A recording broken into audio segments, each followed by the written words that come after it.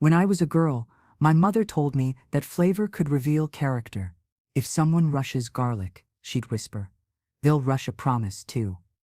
I believed her then, and I still believe her now. It was a Saturday night in early March, unseasonably warm, with a breeze sharp enough to remind your skin it wasn't quite spring yet. I stood at the kitchen sink of my daughter's restaurant, my hands pruned from rinsing herbs, the faint ache in my hip growing louder with each hour. The staff buzzed past me like bees who didn't see the hive anymore. I wasn't introduced anymore, not as co-owner, not as the one who loaned the seed money, not even as mom. Just, oh, she helps with prep sometimes. I stayed silent. The restaurant, La Tavola d'Amour, was my daughter Elena's dream, but it had grown into something else. I had helped her open it 5 years ago, after my husband passed. I gave her the remaining life insurance payout, along with my half of the house sale, $112,000 in total. We had a simple agreement. She'd run the front, I'd manage the kitchen until it was steady, and it worked, until Instagram sponsors, television segments, and that glossy write-up in the Gourmand's Review made her think she had become the genius behind every plate. The truth? Half the menu still used my handwritten recipes. Frittata di patate, brodo toscano. My mother's polenta, thin and golden like memory. But my name wasn't printed anywhere. Not on the menu, not on the website, just a ghost in the pantry. Tonight was Alina's 40th birthday. She had turned the dining room into a stage, long gold table runners, pink peonies flown in from somewhere absurd like Amsterdam, a cake that looked like a marble sculpture, a full guest list, investors, influencers, even the local food critic. And me, in the back. I wore my usual black shawl over my blouse, hair braided long and tied with a simple band. I kept to the prep area, invisible as ever, chopping parsley while the new sous chef tried to flambe oranges and nearly set his sleeve on fire. Around 7:00 p.m., Elena walked into the kitchen, laughing too hard, with a group of guests trailing her. She wore red heels and a silk blouse, the color of champagne. She had her father's eyes, sharp, green, always moving, but none of his softness. "Mom," she called, loud and light, "don't forget to sprinkle salt on the frittata. Last time it was a little rustic." There were polite chuckles. Someone murmured, "Charming." I smiled faintly and said nothing. She didn't wait for a response. Later, I was invited to sit near the end of the table, next to a couple who ran an organic wine label. I nodded through their conversation, listening to the scrape of forks and compliments thrown like confetti across the table. The room was filled with people who adored my daughter and didn't know me at all. Dessert came. Tiramisu, made with a recipe Elena had downloaded off a blog, not the one I taught her when she was 13. Still, everyone swooned. Then, it happened. Elena stood up and tapped her glass with a spoon. Her voice rose, bright and practiced. "I just want to say thank you, everyone, for coming. It means so much to celebrate here, in this place I built from the ground up." There was applause. She continued, "I've been thinking about how food tells our stories, how ingredients become identity. Like, remember when Mom used to make that boiled cabbage stew every Thursday?" The room laughed. My fingers tightened around my napkin. "She meant well," Elena added, grinning. "But let's just say, it didn't make me fall in love with cooking. Honestly, I started this restaurant to move past that kind of food." I stared at her, heart stilled. "My stew. The one I made every Thursday night after working double shifts when she was young. The one that kept us warm when the power bill ran late. That was the stew she used to ask for, after piano recitals. That was the stew she fed to her husband the week he lost his job and said, 'Only my mother's food can fix this.' That stew." No one noticed my silence. No one noticed me at all. I stood up quietly, placed my napkin on the table, and made my way to the back, where the kitchen now buzzed with staff preparing the next day's prep list. I slipped into the pantry, closed the door behind me, and exhaled into the dry air. My breath trembled, not with rage, but recognition. She didn't see me anymore. She saw my food as a stepping stone, my presence as an obligation, a flavor too simple for her palate. And maybe, just maybe, she believed her own revision. I reached for the shelf where I kept my old kitchen notebook. Brown leather, warped at the edges, with ink smudges where olive oil had soaked through. It smelled like time. It had no social media handle. It had survived 5 decades, 3 moves, and 1 house fire. I held it to my chest and closed my eyes. It was time to write a new recipe. Not one made of broth or flour, but of silence, dignity, and something more lasting than applause. I didn't cry, that came later. In the pantry's stillness, surrounded by the dried scent of oregano and onion skins, I simply stood. I let the ache settle behind my ribs without resisting it. I knew that if I spoke, even to myself, I would break the silence with something I couldn't take back. Instead, I opened the notebook. Page 1 held my mother's handwriting, shaky and uneven. Bollier lento. Non parlare. Let the food speak first. It was written above her recipe for bean stew, the one she made during the war, when salt was scarce but patience was not. I flipped through the pages like they were rosary beads. Potato pies, warm carrot salad with citrus, roasted fennel soup, each one written with care, notes in the margins about who liked it and why. My husband's favorites had stars beside them. Elena's had hearts back when she was still mine. I didn't know what I was searching for until my hand stopped at the recipe for plum cake. The one Elena made with me the day she turned 12. The batter had splashed on the page, leaving behind a faint purple stain. She'd insisted on adding cinnamon. We fought. Then we laughed about it for years. I ran my fingers over the dried mark. That's when I felt it. I didn't belong here anymore. Not in this pantry, not in that dining room, not in the memory she'd rewritten. I tucked the journal into my shawl and stepped out of the pantry. The kitchen lights were dimmed. Most of the staff had gone home, and the few that remained were cleaning quietly, too wrapped in their earbuds or exhaustion to notice me. At the coat rack, I slipped on my long wool coat. My fingers brushed the carved wooden spoon I kept in the front pocket, a habit formed over decades. I didn't leave kitchens empty-handed. My purse was waiting in the locker. Inside, next to my glasses and tissue pack, was a folded copy of the cafe's ownership agreement. Elena had never asked to change it. I was still 51% owner. She hadn't bothered reading the fine print when I signed the check 5 years ago. She thought I was seasoning pans. She forgot I had signed leases too. Outside, the streetlights blinked softly. The sidewalk smelled faintly of bread and rain. I walked 2 blocks, each step smoothing the storm in my chest. My phone buzzed once. A message from Elena, just a heart emoji, and thanks for everything tonight, Mom. I stared at it for a second, then locked the screen. No reply. Back at my apartment, I boiled water for tea, lemon balm, calming. I sat at the kitchen table, wooden, old, scratched from years of kneading, and opened my notebook again. This time, I didn't read. I wrote. I started with a recipe I'd never shared, one I had been perfecting in my head for years, but never had a reason to write down. Pasta della madre, dimenticata. Mother's forgotten pasta. I wrote slowly, deliberately. Not just ingredients and steps, but the feeling that should surround the pot. I noted, do not cook this with resentment in your heart, or the garlic will burn. The pages filled. My pen didn't pause. I listed dishes I had kept for myself, out of humility, or fear, or stubborn belief, that some things were sacred. But now I knew better. I was going to give them away, just not to Elena. The next morning, I called Clara, my old friend from culinary school. We'd lost touch over the years, especially after she moved upstate, to help her niece open a catering business, but I remembered she had offered once to bring me in as a consultant. Just part-time, she'd said. Your name alone would get us bookings, she answered, after 2 rings. You're alive? I am, I said, and I'd like to see that kitchen you mentioned. If the offer still stands. There was a pause, then a delighted gasp. It does now. I smiled. We made plans. I packed a small bag, just a change of clothes, my notebook and a small tin of sea salt I had always insisted on using. I'd only be gone for a week or 2. I said to myself, just enough to breathe. But I knew it wasn't temporary. Before leaving, I walked to the window and looked out at the corner where Elena and I used to sell homemade biscotti on weekends when she was in college. Back then, she still held my hand in public. Back then, everything I gave was received like a treasure.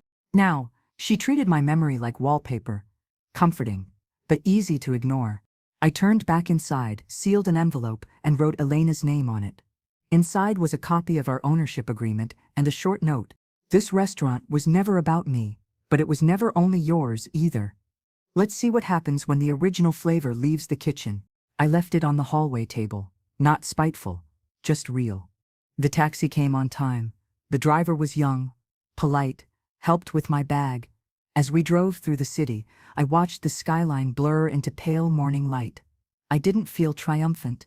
I didn't feel angry. I felt clear. At the train station, I sat near the window, holding my recipe journal in my lap. A child across from me pointed at the spoon in my coat pocket and asked his mother, "Is she a witch?" The mother hushed him and smiled at me awkwardly. I leaned forward and winked. Only when I need to be. The train pulled away. I didn't look back. Clara greeted me with flour on her hands and a glint in her eyes. The catering kitchen was smaller than I expected, nestled behind a church in a sleepy neighborhood where the streets still smelled like bread in the mornings. Her niece had converted the old fellowship hall into a functioning kitchen space, clean, modest, full of promise. "I don't need a throne," I said as I stepped through the door. "Just a place with salt and fire." "You'll have both," Clara smiled. "And more." I set my bag by the back wall and took off my coat. The air was already thick with the scent of rosemary and garlic. Real garlic, not the kind that comes pre-minced in industrial tubs. My body, tired from travel, remembered itself as soon as my feet touched tile. Some places speak to the blood faster than words do. We spent the morning prepping for a retirement party. 40 guests, Italian-American, with a request for comfort food, nothing too fussy. Clara was a capable chef, but her hands worked fast, not deep.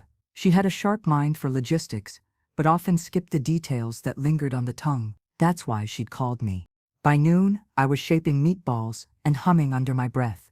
Sleeves rolled up to my elbows, apron dusted with flour. Clara's niece, Jenna, stood off to the side, arms crossed, watching me curiously.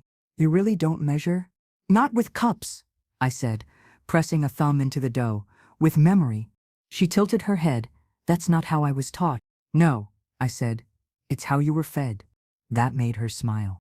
When the trays went into the oven, Clara pulled me aside and handed me a cup of espresso, exactly the way I used to like it, small, bitter, and hot. "You could stay," she said. "For the season?" "No," she replied. "For good." The word sat between us like a steaming pot, too hot to touch, yet impossible to ignore. I looked around the kitchen. No stainless steel monoliths, no Instagram backdrops. Just clean counters, honest ingredients, and women who listened more than they spoke. "I'll think about it." But I already knew. That night, I stayed in Clara's spare room. Her house smelled of old rugs and eucalyptus, and I liked it more than I expected. I unpacked slowly, laying out my shawl across the back of a worn chair, placing the recipe journal on the nightstand, like scripture. The next morning, I awoke before the sun and brewed my own coffee. Outside, frost curled along the edges of the window. I sat with my journal and began copying recipes into a clean, new notebook, one I'd bought in secret years ago but never had the courage to fill. These weren't for Elena. They weren't for legacy. They were for the future I hadn't dared imagine. 3 days passed, then 5, then 10. I wasn't just filling orders, I was teaching again. Jenna asked more questions each day. I showed her how to roast garlic until it softened like butter, how to season soup with silence, how to taste with the eyes closed. One afternoon, Clara handed me a folder. "What's this?" "Business proposal," she said. "Jenna wants to launch a weekly supper club. She wants you to curate it." "Me?" "You," she said. "She even has a name in mind." I opened the folder. Inside was a rough flyer mock-up. At the top, La Cucina della Madre. Beneath that, recipes from the women who raised us. I ran my thumb along the edge of the paper. "She thinks I'm still that woman." "You are," Clara said. I didn't answer right away. Instead, I thought of Elena. Not out of longing, but clarity. She hadn't called. No messages, no apologies, just digital silence, where her voice used to be. Perhaps she assumed I'd return like steam dissolved, invisible, but always hovering nearby. But I had condensed into something else. At dinner that night, I told Clara I was in 1 season, I said. Maybe 2. But we start with eggplant. Her eyes lit up. The way your mother made it. The way I do now. We planned the first menu by hand. I refused software. Recipes are not algorithms. They are breaths, memories, insistences. We made a list. Eggplant in voltini, saffron risotto, rosemary, focaccia, and for dessert, lemon ricotta tarts, served warm. By Sunday, the first supper was fully booked. Guests arrived in coats and wool scarves, hands open and mouths already expectant. I stood behind the counter, wooden spoon in hand, shawl tied tight, and introduced the first dish with one sentence. This tastes like home, even if it's not yours. They ate in quiet reverence. Some closed their eyes. One woman cried into her napkin after the first bite of risotto. When they left, several lingered to ask for recipes. I smiled and shook my head. Some things must be earned. Later, alone in the kitchen, I wrapped a leftover tart in parchment and sat by the window, letting the sugar stick to my fingers. The night hummed with the weight of satisfied bellies and reverent silence. I reached for my phone. Still no message from Elena. I wasn't surprised, but I was ready. The next recipe I wrote, in the journal, was not a meal. It was a method, a quiet guide for reclaiming space. I titled it Zuppa del Ritorno, Return Soup. The ingredients weren't food, they were choices, a train ticket, a revised deed, a guest list with only one name removed. It was almost time. The legal office smelled of lemon cleaner and stale coffee. I sat across from a woman who looked like she hadn't blinked in hours. Her name was Marin Talley, sharp cheekboned, plain suited, and far too young to have law degrees lining her entire back wall. But there they were. She adjusted her glasses and looked over the copy of the original agreement I had brought, the one Elena never bothered reading. So you retain majority ownership. 51%, I replied, tapping the margin. She needed collateral. I provided it. Marin nodded. And there's been no amendment to this agreement? No dissolution, no buyout? No, she just assumed. That made the corner of Marin's mouth twitch. Assumptions rarely hold up in court. I didn't want court. I wanted clarity. I handed her a second folder, one I had prepared in Clara's kitchen over a plate of fresh pesto and too much espresso. Inside were printed photographs of dishes, early financial ledgers, even an email Elena once sent, thanking me for making this dream possible, Mom. It's as much yours as mine. The timestamp glowed like a warning flare. Marin sat back in her chair. This is enough. For what? She looked up, eyes gleaming with quiet certainty. For you to make your next move, you could retake control, or sell. The word sell floated between us like a wedge of Parmigiano, dropped into a delicate sauce, unexpected, irreversible. To whom? I asked. Anyone who makes a better business partner than a daughter with a selective memory. I smiled, but it didn't reach far. I don't want revenge. Good, Marin said, because this isn't revenge, it's realignment. That night, back in the spare room, I pulled out my notebook and wrote a new recipe, torta di verità, truth tart. It began with 3 hard-boiled eggs, peeled slowly, peel carefully, I wrote, or the whites will tear and reveal how fragile even firmness can be. Clara peeked in before bed. You okay? I've been quiet too long, I said. Then speak with flavor, she replied. I thought of Elena's voice, sharp at the edges now, coated in charm for the public, but brittle underneath. I thought of the birthday dinner, the laughter that rang like glass cracking in slow motion. I would not raise my voice. I would not post rants or write letters, but I would act. The next morning, I dressed deliberately, hair braided tighter, shawl pinned in place.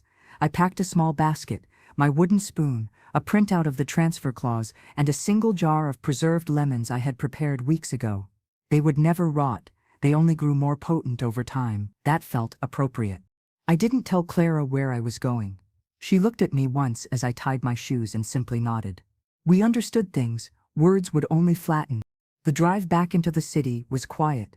My hands rested on my lap. My chest didn't ache like I expected. Maybe because I wasn't going to the restaurant with a heart full of hope this time. I was going with eyes wide open. La Tavola d'Amore hadn't changed. The same twinkle lights on the awning, same soft jazz spilling onto the sidewalk. But something inside felt muted, like the breath had gone out of it and no one noticed. Inside, I was met with wide eyes from a hostess I didn't recognize. "Can I help you?" "Yes," I said calmly. "Tell Elena her business partner is here." Moments later, she appeared. The look on her face, half disbelief, half PR panic, was nearly cinematic. "Mom," she said carefully. "I didn't expect." I raised a hand. "I'm not staying long.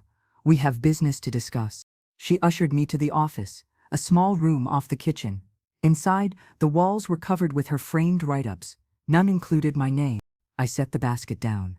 Elena leaned against the filing cabinet. "If this is about the birthday—" "It isn't," I said. "This is about the paperwork you forgot."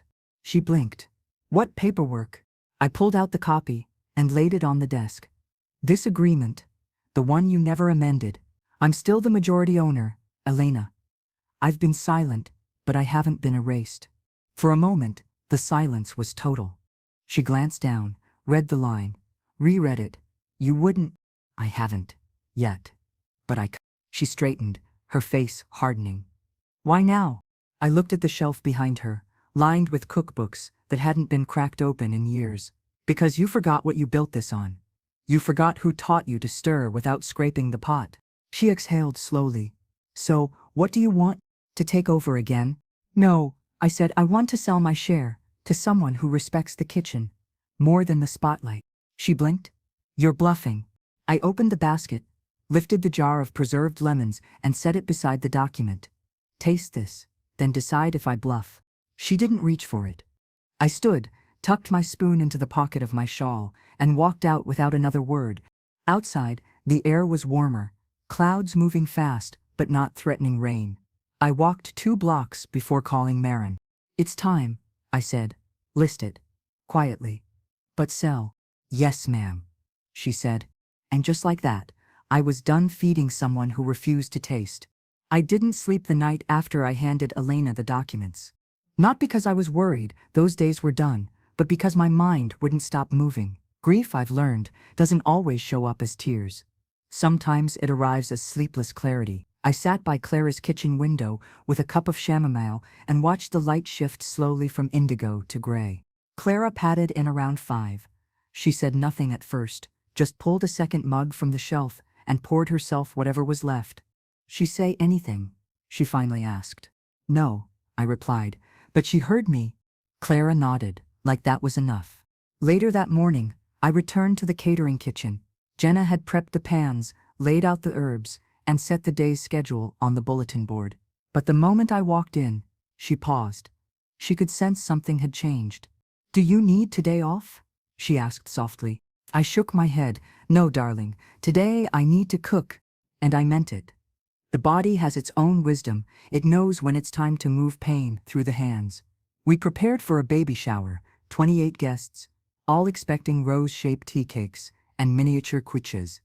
I assigned Clara the sweets and Jenna the prep, then retreated to the stove. I made a chickpea stew with saffron and preserved lemon, the same lemons I had once taught Elena to cure when she was still in pigtails, and spent her afternoons in the kitchen, pretending to be my sous chef. I hadn't made the dish in years.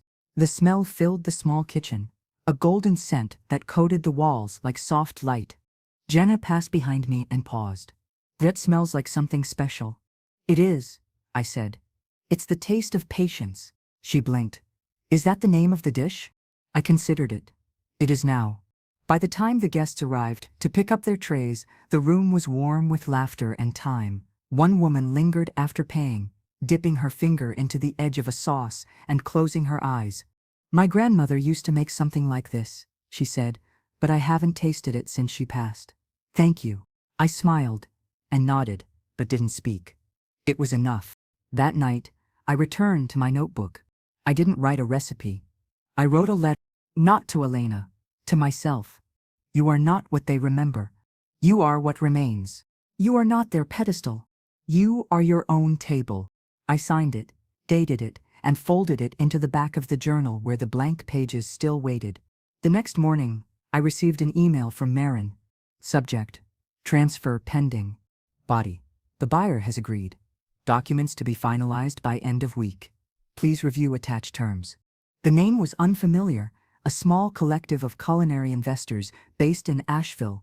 Their stated interest was preserving heritage-driven culinary spaces with modern dignity. I didn't know them, but I didn't need to. Their offer was fair. More than fair, actually. I replied with one sentence. Proceed as discussed. An hour later, my phone vibrated again. This time, it was Alina. Elena, what are you doing? Elena, we can talk. Alina, don't do this. I read the texts without emotion. She still hadn't asked why, still hadn't said she was sorry. I didn't respond. At noon, I tied on my apron and helped Clara with a small anniversary lunch order, just 12 servings of mushroom risotto and a side of charred broccolini. As I stirred the rice, Jenna leaned beside me and said, "You know, if you ever taught classes, I think people would sign up." I smiled. "What would I call it?" "La cucina silenciosa," she said. "The quiet kitchen." I liked that. I thought about all the noise I'd endured over the years, about reputation, expectation, family roles. But in this kitchen, silence wasn't absence. It was presence. It was respect. I looked at Jenna, her apron splattered, her cheeks pink from the stove, and I felt something shift. "You want to learn the lemon preserve?" Her face lit up. "Absolutely." We spent the afternoon slicing, salting, and layering them into clean jars. I walked her through every step, how to press them just enough to bruise the rinds, how to add just a sliver of cinnamon bark, not too much. She took notes furiously. As we sealed the jars, she looked at me and said, "Thank you. Not just for this, just for showing up." I didn't say "You're welcome." I said, "Don't waste it." That evening, I returned to my room, changed out of my apron, and took one last thing from my suitcase, a cloth-wrapped bundle I hadn't touched in weeks. Inside, folded and faded, was the apron Elena made me for Mother's Day in high school. The words stitched across the front were crooked, but earnest. "Best cook ever, even if you add too much garlic." I held it for a while. Then I folded it again and placed it in a shoebox with a few other things, a photo of the two of us from the old kitchen, the first menu I helped her write, and one of my mother's old wooden spoons. I mailed it to the restaurant the next morning with no note. It didn't need one. The sale closed on a Thursday. Marin's final message came with a PDF confirmation and a brief sentence. "Congratulations, it's done. No fanfare, no confetti, just quiet, irreversible transfer." My name had left the deed, the kitchen, the name, and with it, so had the weight I hadn't known was still tied to my chest. Clara poured us coffee in the afternoon, neither of us needing to say anything. We just sat on the back porch and let the birds narrate what silence never could. A breeze fluttered through the dogwood branches and carried with it the faint scent of oregano from the herb beds below. By now, Jenna had started printing her own labels. "La cucina silenciosa," written in looping font with a single sprig of rosemary above it. The classes were filling fast, mostly women, mostly older, all hungry for something far deeper than recipes. I taught the first one myself. 12 students around a square of metal prep tables, all clutching notepads, but too shy to speak. So I did what I've always done. I reached for the spoon and began with something simple, a tomato sauce. No flourishes, no tricks, just olive oil, garlic, thyme. "Let the oil speak before the tomato does," I told them, "or the conversation will taste rushed." They laughed quietly. And then they leaned in. By the end of the session, 3 were crying. Not because of onions, but because something had cracked open. Grief for mothers, for grandmothers, for lost kitchens, and silent stories. One woman whispered, "My daughter told me nobody cooks from memory anymore, that I was too slow." I looked at her and said, "Then teach someone who wants to listen." She smiled, through tears.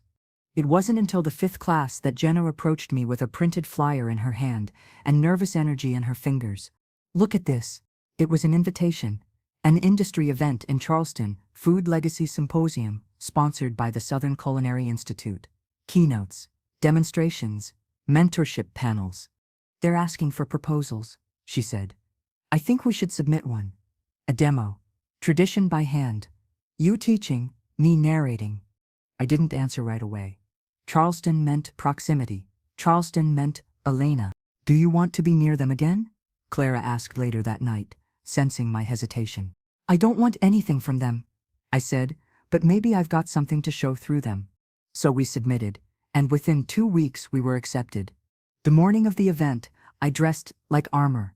Hair braided tighter, shawl pinned at the collar, wooden spoon tucked carefully into my bag like a compass. Jenna wore black slacks and a white shirt. Clean, modern, crisp, but still kept her apron folded under her arm. The hall buzzed with that unique electricity food people give off when they gather, hunger mixed with ego, artistry with competition. I used to find it exhausting. Now, I simply found it noisy. Our slot was listed on the far end of the afternoon schedule, in a smaller room behind the demonstration theater. Jenna didn't complain. She knew where real things happened. Quiet corners, simmering pots. 15 minutes before our time, I stepped outside to the stone terrace for air. The crowd inside had grown dense and humid, and I needed space. And that's when I saw her. Elena stood near the sponsors' table, mid-conversation with a chef I vaguely recognized from one of those reality shows. Her hair was longer than before, curled in perfect waves. She laughed too easily. Her name tag said creative consultant, Tavola Projects. Not owner, not chef. I hadn't realized how much she'd lost. She didn't see me, and I didn't call to her. Back in our prep room, Jenna looked up. "You okay?" "Yes," I said. "Let's start." The demo went smoothly. I introduced our session as memory in a pan. I showed them how to coax depth from lentils, how to braid rosemary into roast chicken, how to cook not for applause but for absence, for those no longer seated at the table. At the end, they clapped. Not loud, but long. One woman came up after and said, "You made my mouth remember things my mind forgot." That was better than any trophy. As we packed up, Jenna whispered. She was watching. I paused. "Who?" "Elena." She was in the back for most of it. I didn't ask what her face looked like. I didn't need to. That night, in the hotel room, I wrote one more recipe. Pan del silencio, bread of silence. I wrote, knead with regret. Let rest with grace. Serve without need for recognition. Then I closed the journal and turned off the light and slept deeply for the first time in years. 4 weeks passed after the symposium. By then, the sale had become public. It trickled onto a few food blogs and then ran like smoke through the industry. Veteran chef sells majority stake to rising Southern collective. No mention of my name, no photo, just the story, diluted and chewed over like cold gum. But people noticed. Clara said she'd heard whispers at the market. Jenna's inbox filled with requests to join the next class before it was even listed.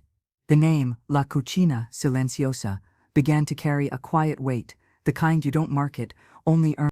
I didn't feel triumphant. One afternoon, while labeling spice jars for the following week's demo, Jenna came in holding her phone like it might bite her. "It's your daughter," she said carefully. She called the studio line. I reached for a cloth and wiped my hands. "What did she say?" "She asked if you'd consider meeting her for dinner. Just the two of you." I didn't answer right away. "I told her I'd pass it along," Jenna said softly. "You don't have to." "No," I said. "I will." She looked surprised. Maybe I was, too. We agreed to meet at a small place I used to go with my husband. La Vida and Pinehurst, halfway between both our cities.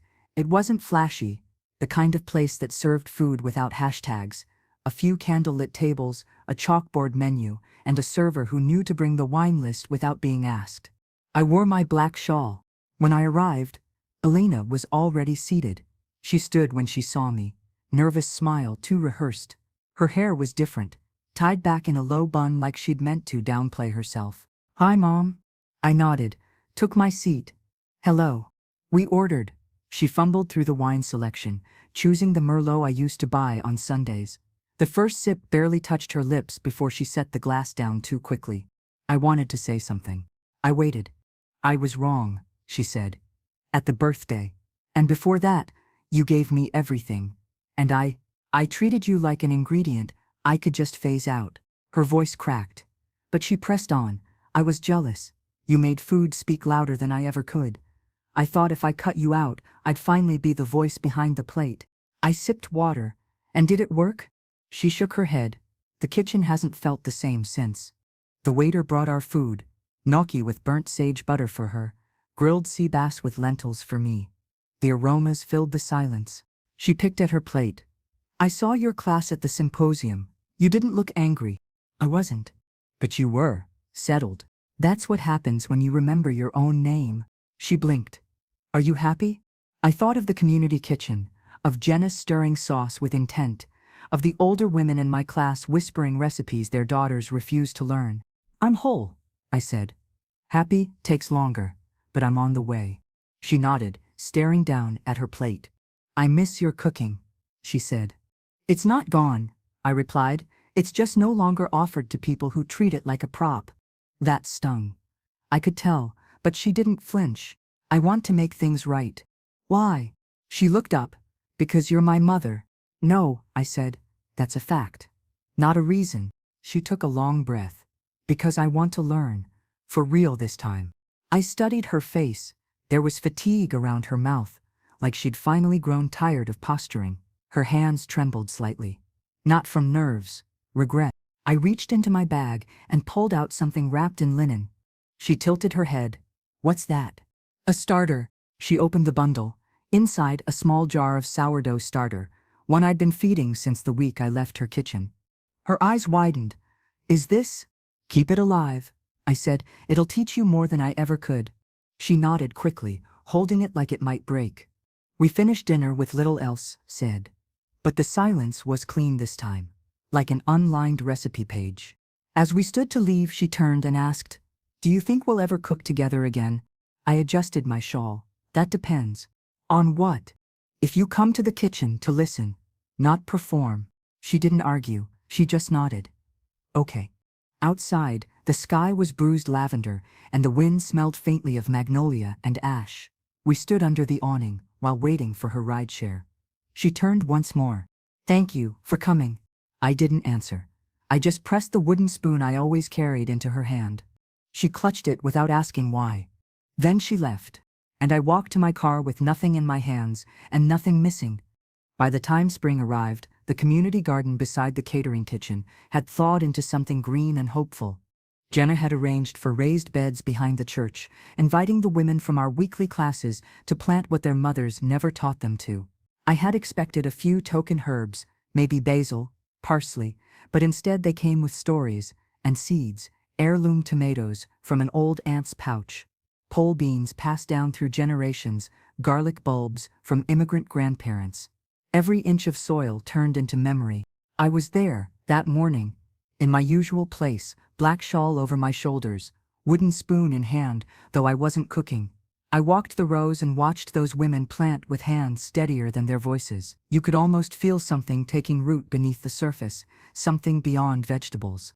Do you think food heals? Jenna asked, as she knelt beside the rosemary bed. I thought for a moment. It doesn't fix, but it reminds. Of what? That we still matter, even when no one's hungry for what we offer. She stood and brushed dirt off her knees. Some of them said your story helped them come back to their kitchens. It's not my story alone, I said. It's all of ours, stirred together. Later that afternoon, I returned to my little corner of the prep kitchen and pulled out my journal.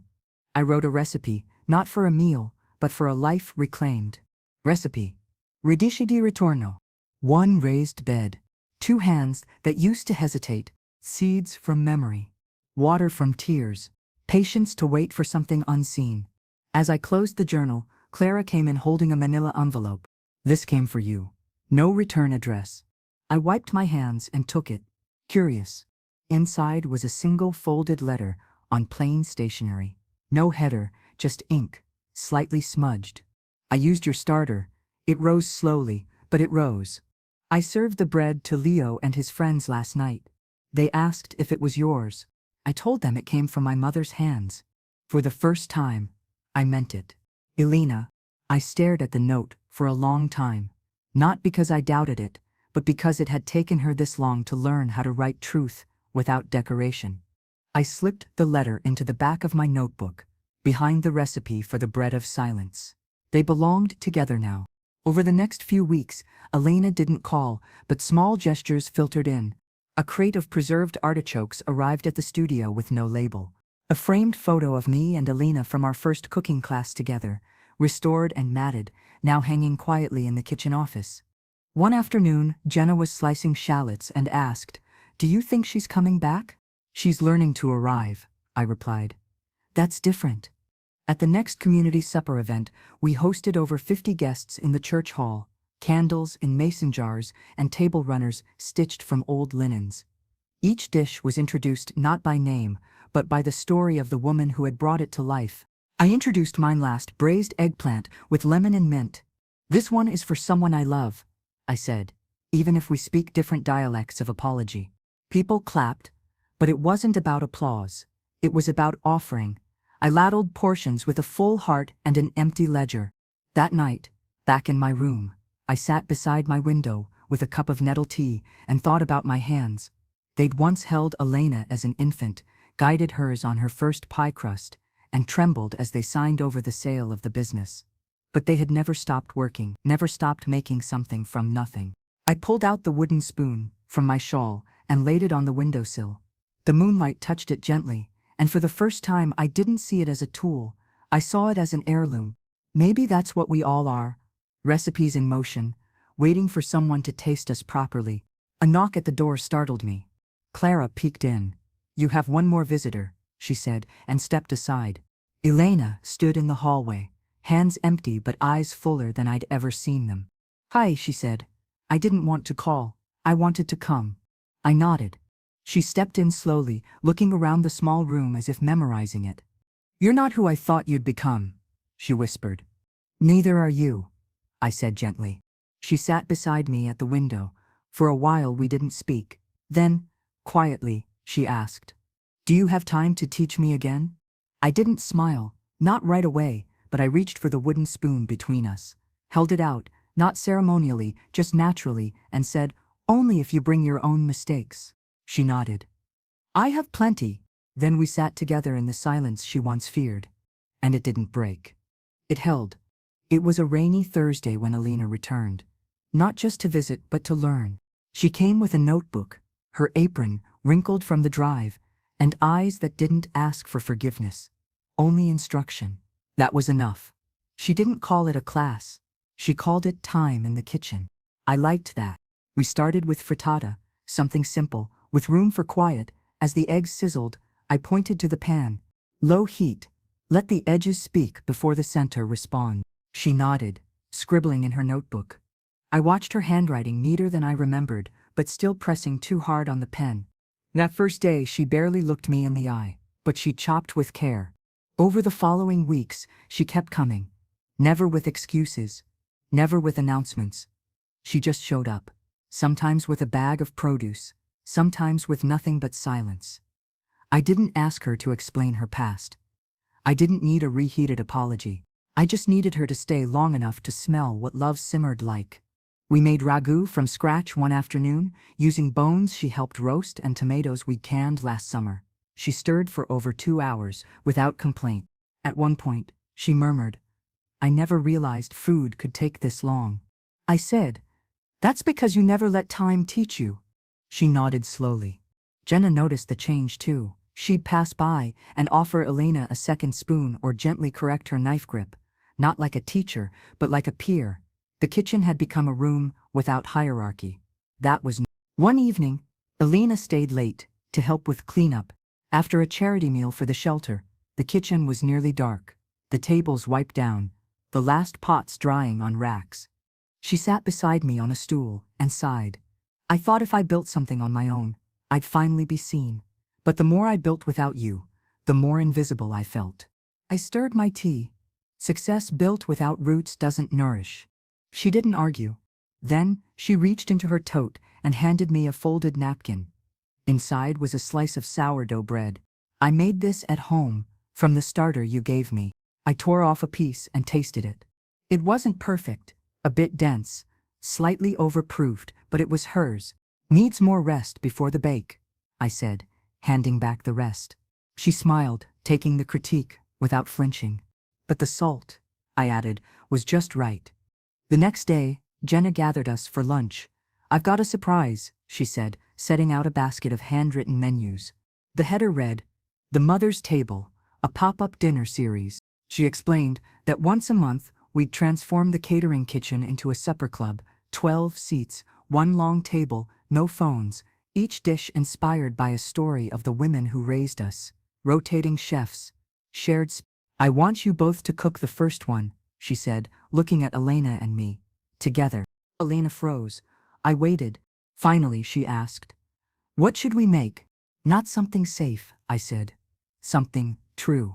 We spent a week planning. No trends, no French fusion nonsense. We chose a simple 7-course menu that traced the arc of our relationship without naming it outright. The first dish was a clear broth, like the one I made her when she had the flu in 2nd grade. The second, a fried zucchini blossom stuffed with ricotta and mint, our summer garden treat. The third, a roasted quail on farro, with pomegranate glaze. It was bold, not something either of us had cooked before, but we liked how it challenged us. Elena worked with surprising calm. No sharp barks, no rolling eyes. She plated with focus, corrected with kindness, and wiped her own mess. The night of the dinner, the kitchen felt almost holy. We wore matching aprons, stitched with a single phrase in Italian, "Mani che ricordano," hands that remember. The guests arrived slowly, each seated around a pine table lined with candles and linen. Clara acted as host. Jenna narrated the menu. We cooked, plated, and served silently, letting the dishes do the talking, and they spoke. After the final course, lemon olive oil cake with thyme syrup, we stood beside the guests for a few quiet words. Elena cleared her throat. "This meal wasn't about perfection," she said. "It was about memory and repair." Then she turned to me, "And I want to say thank you, not for forgiving me, but for feeding me anyway." People clapped, gently. Not performative, just grateful. Later, as we cleared the dishes, I touched Elena's arm. "You did well tonight." "So did you," she said. "I think we make a good team." I nodded. "We always did. We just lost the recipe for a while." She laughed, a soft, unguarded sound. That night, as I wiped the last spoon clean and turned off the kitchen light, I felt something unfamiliar and welcome. Peace. Not because everything had been fixed, but because something broken had been used to hold something beautiful. By the 3rd month of the supper club, the waitlist stretched to over 200 names. Jenna had started a lottery just to keep it fair, and locals whispered about the mother's table like it was a secret rite of passage. No signs, no walk-ins, just stories passed from dish to dish. But Elena was the one who surprised me most. She'd begun to show up before sunrise, beating even Clara to the prep kitchen. She came with notebooks full of sketches, flavor charts, and ingredient pairings. Not all of them were good, but she finally cooked for meaning, not approval, and I noticed something I hadn't seen in years. She was curious again. One morning, I watched her kneading dough in the sunlight that broke through the stained glass window above the sink. "You remember what you used to say about bread?" I asked. She tilted her head. "Let the yeast speak first." I chuckled. "No. Before that, when you were little." She frowned. Then her eyes lit up. "Oh, bread is a pillow for the lonely." I nodded. "You used to shape the loaves like hearts when Dad traveled." "He liked the crust soft," I said. "But you always stole the corners." "I still do," she laughed. We shared that laugh in the golden hush of the kitchen, the kind of silence that no longer hurt. Later that week, Jenna brought us a proposal from the culinary magazine Table en Route. They wanted to feature us in their spring issue. Elena would lead the photo shoot. "You'd be the anchor of the story," Jenna explained. "They're calling it Legacy by Hand." Elena flushed. "We don't have to." But I held up my hand. "No, let's do it. But on our terms." So we invited the photographer into our world. No retouching, no makeup crews, just flour-dusted aprons, clattering pans, and stories carved into cutting boards. When the article ran, it wasn't glossy, it was grainy and warm, like it had been aged in olive oil and old love. The piece focused on the kitchen as a place of reckoning, a place where wounds got washed, not erased. Then came the letter, folded neatly, no return address, no apology, just 5 words written in block letters. "I want a seat again." I knew the handwriting. My sister, Luciana. We hadn't spoken since my husband's funeral, when she accused me of hoarding tradition like it was a weapon. She'd said my grief made me arrogant. I'd said her envy made her cruel, and we hadn't shared a meal but here she was, offering no explanations, just a request. I stared at the note for a long time. Elena came in and paused. "Who is it from?" "Luciana," I said quietly. Her eyebrows lifted. "Will you answer?" "She wants a seat," I murmured. Maybe she's finally hungry for something honest. That Friday, we added one more chair to the supper club. I set the table myself, placing the linen napkin at Luciana's spot and slipping a sprig of sage beside the plate. She always liked sage, said it tasted like memory wrapped in smoke. When she arrived, I nearly didn't recognize her. She wore less jewelry, more quiet.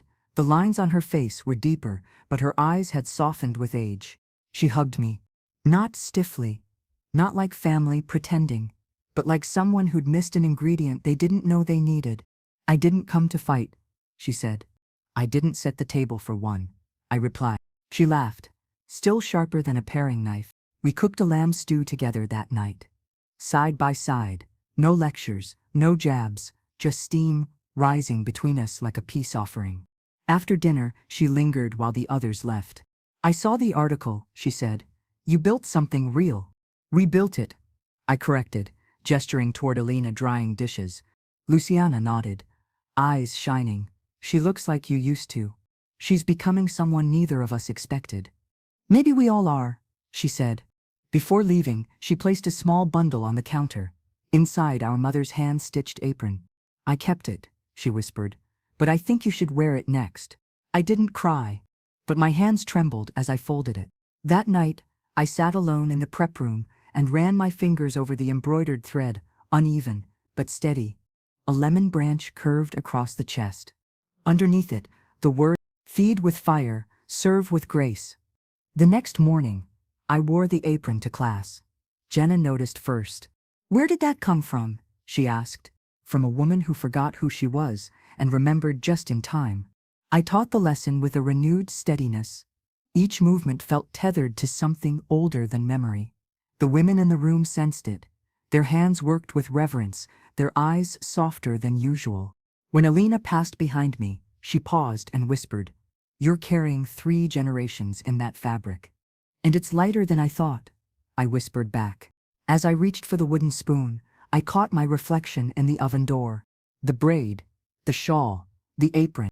It was like seeing all the women I'd come from standing behind me, nodding quietly. And for the first time, I didn't feel like I was cooking for the past. I was preparing a seat for the future.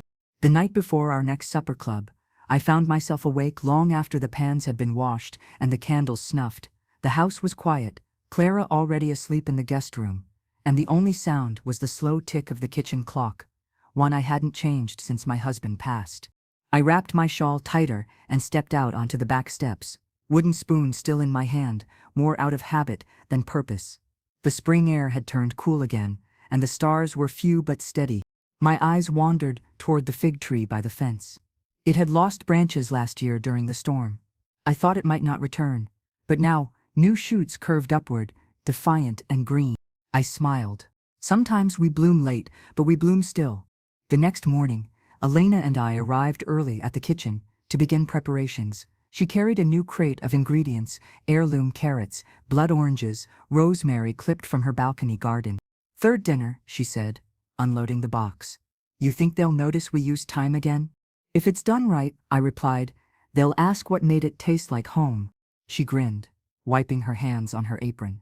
We worked well together now, without ego, without hesitation, like 2 hands that had remembered how to mirror one another. By noon, the broth was cooling on the back burners, the lamb was marinating in garlic and lemon, and a citrus tart was resting under linen beside the open window. It was then that Clara walked in, cheeks flushed, holding her phone out awkwardly. "Someone called the main line," she said. "Didn't leave a name, but they asked if there was still a seat open tonight." "Did they say who it was for?" I asked, drying my hands. "No," she replied, "but they said they didn't need a full meal, just a moment." I thought for a beat. "Tell them yes, set a 13th plate." Clara hesitated. 13? "Some guests aren't counted in numbers," I said.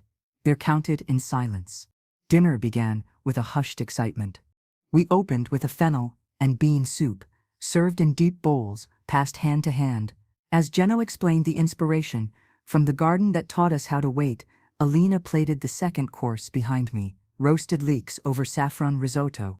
The guests were engaged, thoughtful, sharing small stories between bites. It wasn't just food, it was something else now. Communion. Memory passed by ladle, but I kept one eye on the door. Halfway through the fourth course, Clara approached quietly and whispered, "They're here. Outside." I nodded and stepped away from the table. Through the glass pane, I saw a woman standing alone, hands clasped, unsure, not quite ready to knock.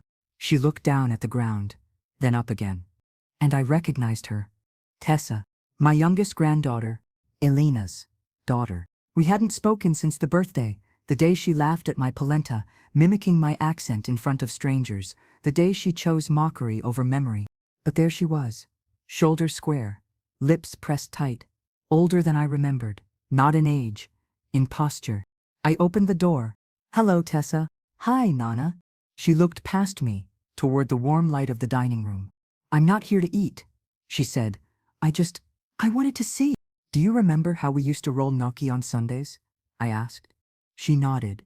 "You said each piece should carry a thumbprint, like a little goodbye before the boil." I smiled. "Come in." She shook her head. "I can't stay." I looked down at her hands, empty, restless. Then I held out the spoon. She blinked. "I don't deserve that." "It's not for deserving," I said. "It's for remembering." She took it slowly. And with that, she turned and left, just as quietly as she came. But this time, I didn't feel abandoned. I felt trusted. Back inside, Elena looked up from her station. I didn't need to speak. She saw it in my face. "Was it?" I nodded. "She's beginning." Elena swallowed and looked away for a moment. Then she returned to the dish in front of her, charred eggplant over yogurt and mint. "She'll be back," she said. "I know," I replied, "but this time she'll bring her own plate." That night, after the final guest left and the last candle flickered out, I sat alone at the 13th place. A clean linen napkin lay folded beside the untouched plate. I didn't clear it. Instead, I wrote another recipe in my journal, 13th plate soup. Ingredients: 1 apology that took too long, a spoon, passed without demand, silence, held instead of filled, heat low, but steady, simmer with patience, serve before it cools. I closed the book and let the spoon rest across it, like punctuation. The table didn't feel empty. It felt ready. 2 weeks after the 13th plate was set, the first letter from Tessa arrived. It was short, handwritten in block letters like she was afraid to show emotion in cursive. There were no grand apologies, no flourishes, just "Nana, I don't know how to say I'm sorry, but I know what hunger feels like now. Can I come help in the kitchen sometime? I promise I won't talk. I'll just listen." Below that, a simple sketch of a wooden spoon. I read it at the prep table, just before sunrise. The kettle had just begun to hiss, and the rosemary bread was rising slow and full. I didn't cry, but something in my chest shifted, like dough finally catching warmth. Later that morning, Elena found me, shelling peas in the back garden. She wrote, I said. Elena wiped her hands on her apron. Did she say why now? No, I answered. But it's not about why. It's about how. That Friday, I set out a second apron and sharpened an extra knife. Nothing ceremonial. No grand welcome. Just Tessa arrived quietly. No makeup, no oversized earrings. Just a plain ponytail and eyes that scanned the kitchen like it might vanish. I handed her a bowl of garlic to peel. She didn't flinch. We worked side by side in silence. Her movements were stiff at first, but as the day went on, her rhythm softened. By afternoon, she was dicing onions with steady hands, blinking through tears, but not once complaining. At lunch, I made us tomato sandwiches with thick slices of last summer's preserve. We ate on crates in the alley behind the kitchen, breeze pushing the scent of oregano through the air. I didn't come for forgiveness, she said. I know, I replied. You came for taste. She chewed slowly, then added, You always said food was a language. It is. And I've been speaking gibberish. Now you're learning grammar. She smiled at that, reluctantly, but genuinely. That afternoon, Elena joined us for staff dinner. We made her bad lentils with roasted squash and topped it with dollops of yogurt and chili oil. Jenna brought a loaf of rye, Clara a salad of bitter greens and walnuts. When Tessa sat with us, there was a pause, not hostile, just uncertain. Elena broke it first. "Tessa," she said, "can you pass the water?" Tessa handed it over. "Thank you," Elena added. That was it. But sometimes, healing comes not in explosions, but in the handing over of glass without it breaking. The next day, Tessa returned. She kept coming. She arrived early, swept the floors without being asked, labeled jars with shaky handwriting, and took notes in a pocket-sized book that she never let anyone read. She began asking questions, too. Not the kind that showed off, but the kind that showed she wanted to understand. Why do you salt before roasting? What's the first dish you ever made by memory? Is it okay if a meal feels sad? To that last one, I answered, some meals are meant to carry sorrow, they don't need to fix it, just hold it. She nodded, and I saw something in her face I hadn't seen before, reverence. At the next supper club, she didn't cook, but she did set the table. She folded each napkin carefully, placing a single sprig of thyme at every seat. Her touch was light, but intentional. After the guests had gone, I found her wiping the last wine glass dry. She turned to me and said, "I didn't know food could make people trust each other again." I said, "Food doesn't do it alone, it just invites us back to the table." That night, I sat by the window with my notebook open and wrote a new recipe. Recipe: the granddaughter's return. 1 onion, peeled without complaint. 2 hands, once idle, now steady. A pocketbook of questions. A silent table, slowly filled. Simmer over a week. Taste with caution, then with faith. I placed the notebook back under the flour tin, where it had always belonged.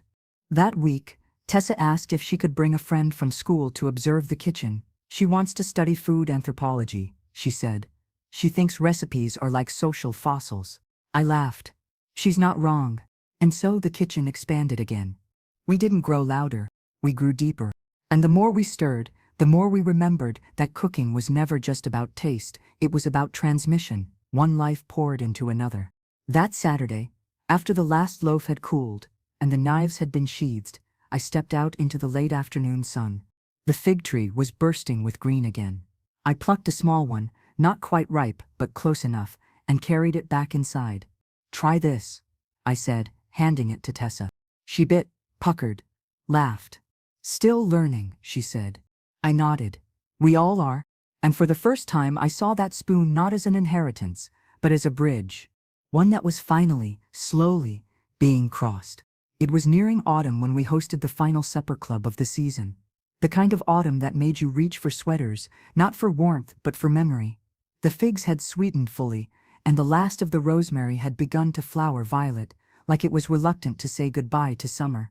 Elena stood beside me, at the prep table, her hands busy braiding dough into golden rings. Tessa was setting the table without being asked, her movements practiced and proud, and I stood in the quiet, spoon in hand, just watching. I had taught every dish I knew, shared every story worth repeating, and forgiven everything that needed to be let go.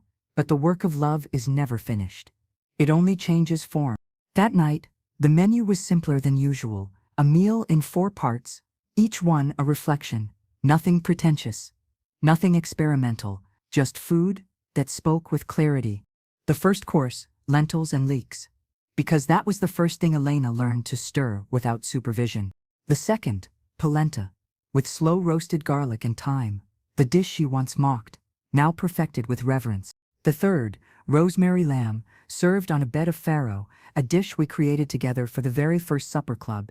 And dessert, fig compote with lemon zest, wrapped in puff pastry shaped like leaves, because some endings look like beginnings. As the guests took their seats, Clara lit the candles. One flickered out before she reached the table, and Jenna instinctively cupped her hand and relit it. Elena stood to speak. Tonight's meal is not about nostalgia, it's about return. Some of us return to flavors, others to people, some return without knowing why, only that something is waiting. Tessa looked up from the end of the table, eyes steady. I didn't speak that night. I just served, like I always had. Later, when the last dish had been cleared and guests had trickled out, one by one, Jenna approached me with an envelope. "What's this?" I asked.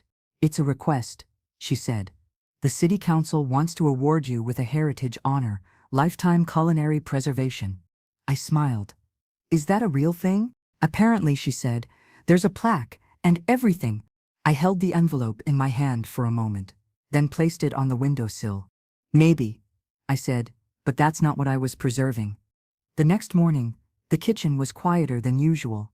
I woke before the sun and dressed slower than I had in weeks. My black shawl rested on the back of the kitchen chair, and the spoon, worn and smooth, sat on the table beside my ledger. I opened the ledger one last time. Every page was filled now. Recipes, notes, sketches, signatures from past guests, and smudges from spilled wine and lemon oil. I turned to the final page and picked up my pen. Recipe, the kitchen's goodbye. One wooden spoon, well used. A table with names carved beneath. 2 generations in the same apron. A silence, no longer sharp. Let cool overnight. Serve with hands open. I closed the book gently. The spoon I set atop it wasn't just a tool anymore. It was a story that had been passed down, misused, broken, repaired, and now finally fulfilled. I called Elena to the kitchen around midday. She arrived with flour on her cheek, still kneading dough for a community batch of bread. I want you to take this, I said, handing her the spoon and the ledger. Her hands trembled slightly. Are you sure? She asked. Yes, I said. The kitchen is yours now. The stories, the sorrow, the salt. All of it. She nodded and pulled me into a hug. Not like a daughter, not like a student, like a keeper of something sacred. Later that evening, I stepped outside into the garden, where the last figs clung stubbornly to the branches. The air was sharp with the scent of basil and earth. Tessa joined me. A few moments later, holding 2 cups of tea. I made it with the chamomile you like, she said. We sat together in silence, watching the sun fall behind the neighbor's fence. Then she asked, Do you miss cooking? I smiled. I didn't stop. I just started feeding people differently. She nodded. Will you ever write more recipes? No, I said. I think I wrote my last one this morning. She looked thoughtful. Then maybe it's time I start.